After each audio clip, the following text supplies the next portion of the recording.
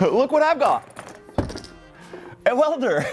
And also a whole bunch, ooh, that's heavy, of steel. And the only thing missing, besides my skills as a welder, of course, is a dedicated area where we can work with metals now. Because let's face it, doing metal work on this table here is only gonna end up with me getting it dirty and burning the thing probably. So, oh God. I also have this bad boy.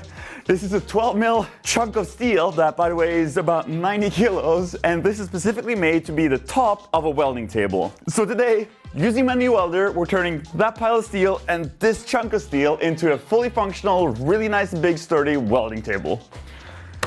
Let's get started.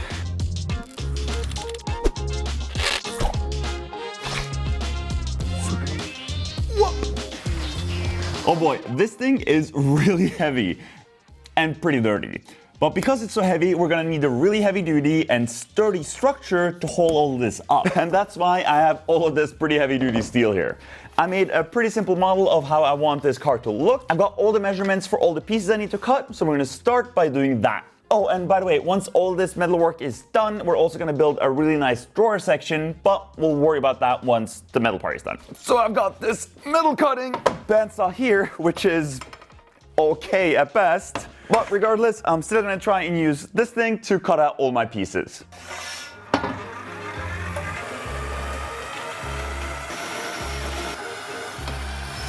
Hey, although the saw is a little bit cranky, seems to kind of work.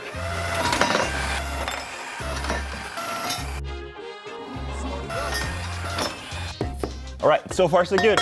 Let's see if we can cut that big flat iron.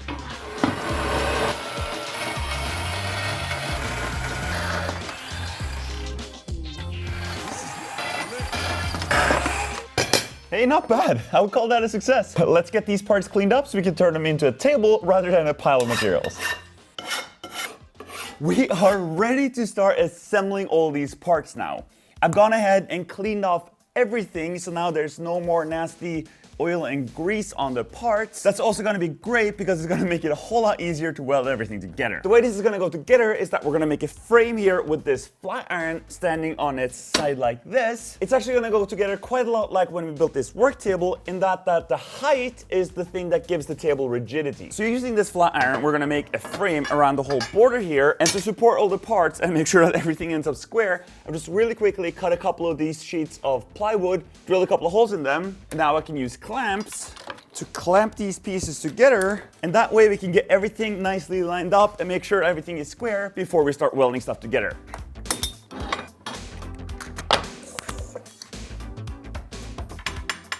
It's already starting to look like a table, and I can tell you right now that this thing is going to be heavy. So I've got all the pieces of flat iron in place here. The outer edge is completely clamped in place, and the inside pieces here are just put in here so that I know that I put together everything correctly and that everything fits. I went around all the corners and checked the distances from the edge with one of these. I then tapped them in place with a hammer until I was sure that the whole thing was perfectly square. So now I don't have any more excuses. It's time to start welding. I'm just gonna let you know now though that this video is by no means gonna be a tutorial on how to weld. It's been quite a few years since I touched a TIG welder last. So basically this entire project is just gonna be you watching me learn how to weld with a TIG welder again. It's also worth mentioning that I'm doing all of this on my work table, which I know is perfectly flat, so that nothing that I do right now should cause any sort of bow, twist, or any other unevennesses. Yay, my first weld!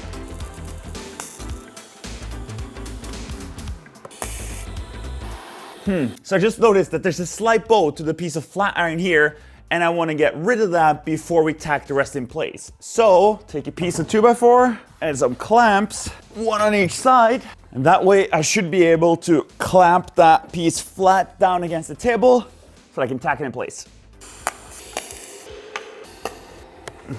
Yeah, that worked. Now everything is completely flat up against my table here. Now that the bottom half of all of these is tacked in place, I can make sure that they're perfectly square to the table, and if they're not, I can just tap them in place until they are, and then tack them.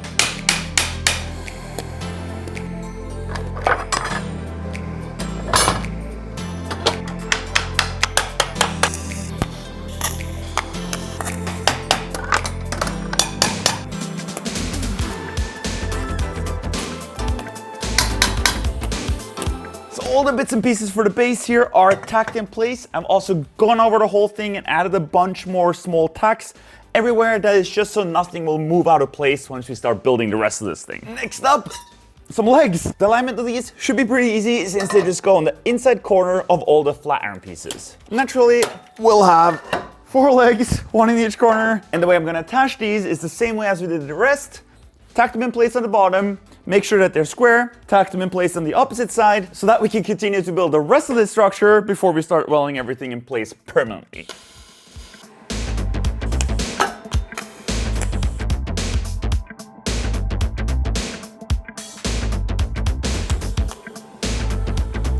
We're really getting somewhere. There's only one last part. And that last part is this cross beam that will support everything sideways.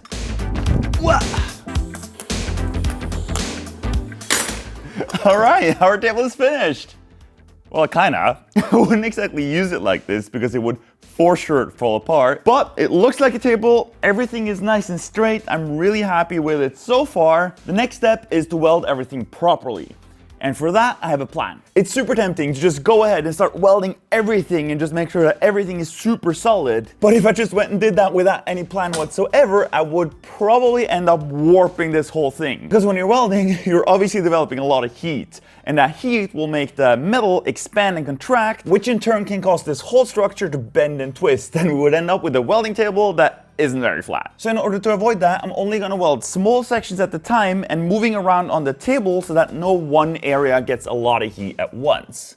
Oh boy, that is sure gonna be a lot of welding. But before I do that, a quick ad from today's sponsor, ShopTagger. ShopTagger is a free Chrome extension that not only can help you save a ton of money on online shopping, but also can help you keep track of stock and pricing. You can save products from over 9,000 different stores with just one single click, and you can neatly organize all those saved products in wish lists. You can then choose to get notified when that saved product is on sale or when that sold out product is finally back in stock. And you can even get notified when there's a coupon code available for one of your saved products. And you can get those notifications right in your Chrome window via mobile push notifications or via email. And not only that, when using the Chrome extension, ShopTagger automatically searches for and applies available coupon codes so that you can either save a whole bunch of money or be confident that you're getting the best price possible. ShopTagger also just launched a new cashback feature where you can earn real cash via PayPal when shopping from select retail partners. Make sure to check out my link in the description below to download ShopTagger, and to save as much money as possible, download ShopTagger on both your phone and your computer.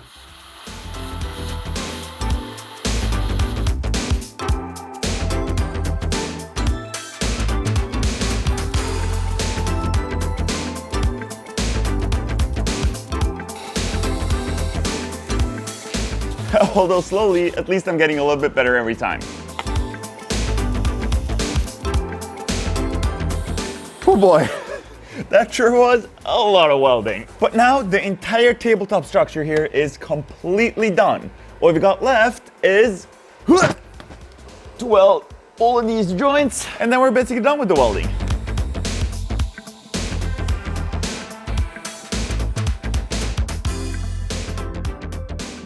Man, I was so close to being finished with all the welding for this entire project, and then I ran out of gas. And lucky me, it's now the weekend and I won't be able to get more gas until Monday. That's okay though, the main structure of the metal part is done, so this is a good time to take a break from metalworking and start building some drawers. And when it comes to metalworking tables, traditionally the drawers would be made out of metal as well, something like bent and welded sheet metal. And yes, I could attempt doing that, but neither my skills or the capability of this shop are quite up for that task yet. But when it comes to drawers, I already have a bunch of drawers that I really like in my work table. So for this project, I'm gonna build some drawers the same exact way as I did for a work table here, put 4 of them in a frame and attach that to the underside right here. And yes, that leaves us to that one painfully obvious question, which is, isn't this a metalworking table which is gonna have hot molten metal and sparks flying around it, and having that close to wood, which can catch fire, isn't necessarily a great idea. But that's okay, I have a solution for that. Turns out that my favorite material, MDF, also comes in a version that is fire resistant. And would you look at that, I already have 2 of the fire resistant sheets of MDF right here. Before we start cutting this up, I have to say that I expected these things to be red. Every other time I've seen these before, they've been red. On the website they're red, when you order them they're red, they finally show up and they're definitely not red. But for some reason they are They are right on the inside, so now I'm left with watermelon flavored MDF. Not entirely sure what I feel about this, but they're here now. I'm not gonna return them, so let's start cutting these up and turn them into our cabinet for a welding table.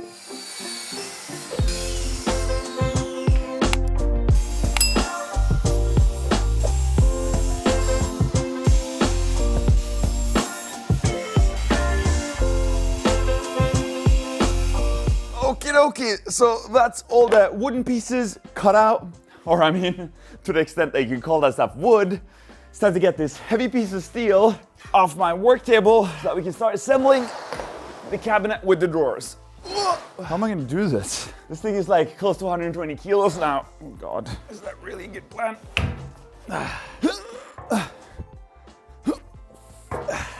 You know what? Don't need to set it up right. I'll just leave it like this for a while. And yes, I was smart enough to think ahead. So instead of ruining my workbench tabletop, I just put down a thin piece of MDF, which I now can remove, and then we can just keep using it once we go to do more metal work.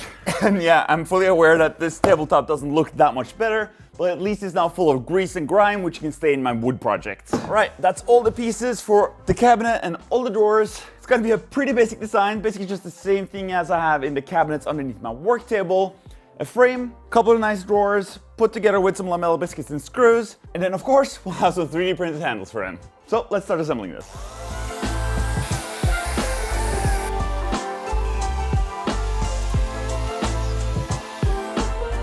Alright, so with that, I finished making all the holes in all the parts for our biscuits. I've also gone ahead and dry assembled the whole frame here with screws so that I know that everything will fit once we go to use some glue.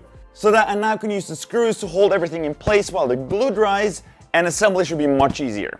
So, it's time for some lamella biscuits. Cookie, cookie, cookie. Biscuit, biscuit, biscuit. Cookie, biscuit, cookie, biscuit, cookie, biscuit, cookie, biscuit, cookie.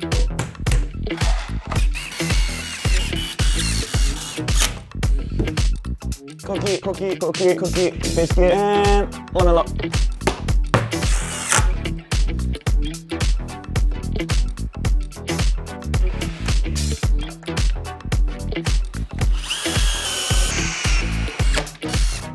The glue is dry, and I've also sanded all the parts, and we're just about ready for a nice protective coat of oil before we go to assemble everything. The only thing that's left is to attach some handles to these drawers. Now, because we're gonna do a lot of steel work, and as you saw earlier, everything gets dirty, I'd rather not touch the wood directly.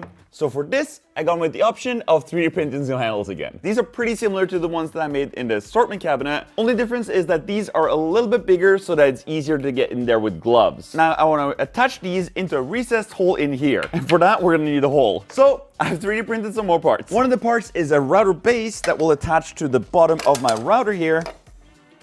And the other part is the router template itself, which will act as a guide and give us the shape that the router will cut out. This thing has a lip on it that will go up against the edge of the drawer front, so that I can now super easily router out the pockets to fit these handles into. Oh, and by the way, if you like the handles and the router guides but don't want to build the entire project, I'll have these available as separate downloads from my website, which is alch.shop.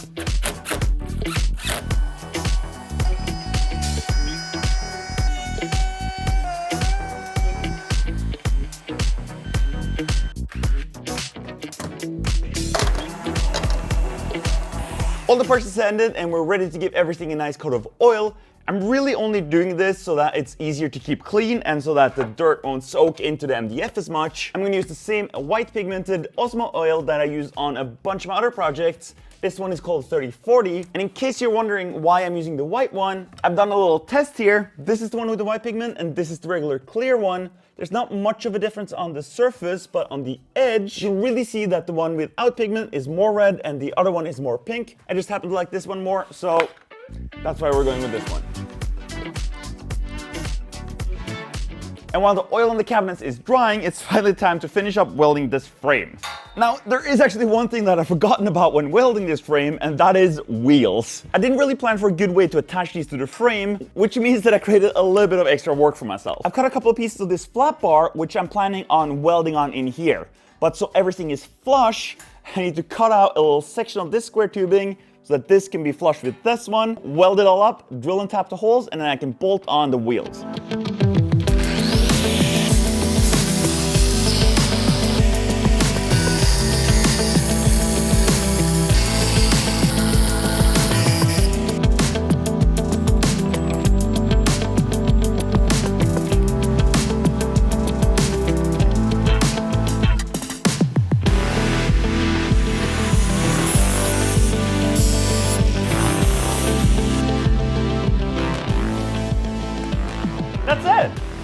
I'm finally done with all the welding for this entire project. And this is the point where I normally would be able to assemble the parts. However, just like we did with the MDF parts, I want to give all the steel an extra layer of protection. Obviously not from getting dirty, but in this case, I want to protect the steel from getting rusty. Now, surprisingly enough, I can use the same oil as I normally use on my wooden parts. In this case, this is the clear version. I'll just use the cloth and apply a thin coat on all the steel parts.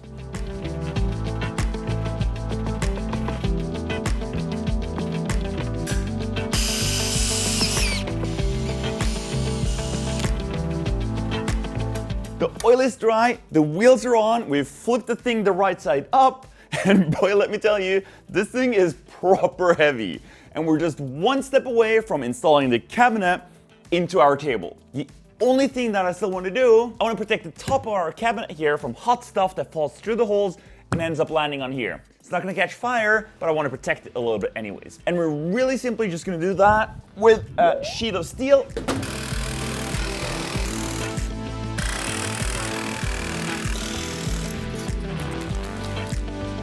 Metal plate is cut. The red stuff is just rust primer so that the thing doesn't get rusty. I'll attach it with some double-sided tape that I've attached to here. All right, let's get this thing installed. It's a pretty snug fit. Still don't know if I like the watermelon color, but now this thing isn't going anywhere. It's resting on a cross member in the back, and to attach the pieces together, I drilled a couple of holes straight through the wooden frame and into the metal bars behind it.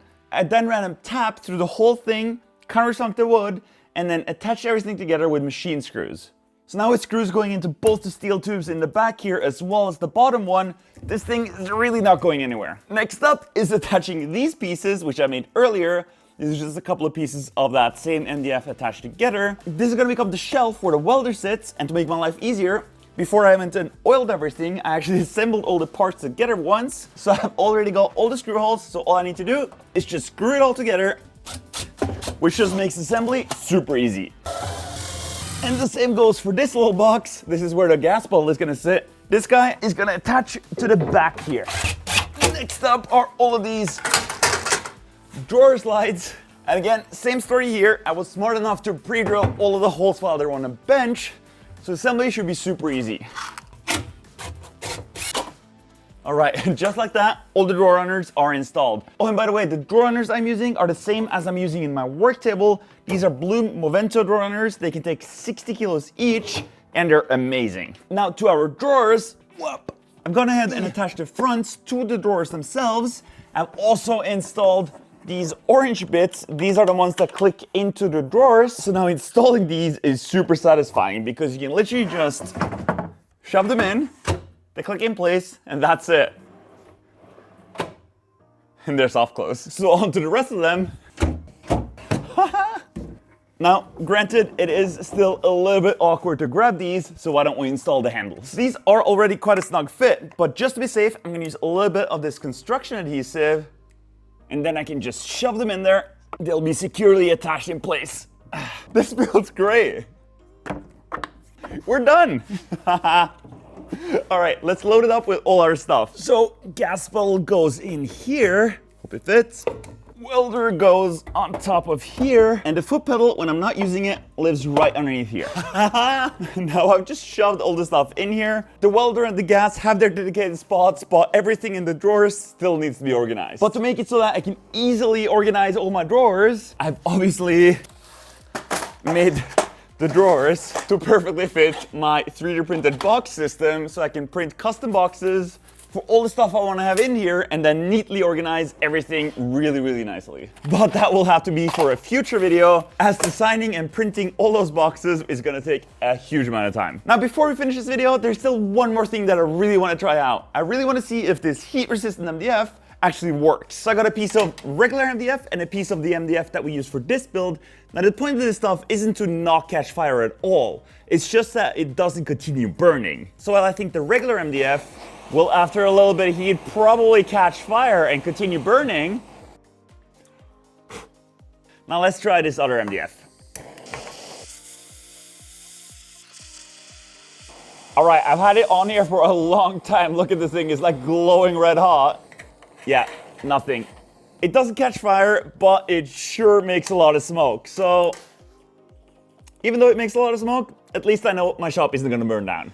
All right, so that is it for this video. I'm really happy with the way this turned out. I finally have a dedicated spot to do metalworking in my workshop. So you'll hopefully see some upcoming metalworking projects on this channel. So make sure that you don't miss out. Make sure to subscribe and ring that bell so you get notified every time I upload something new.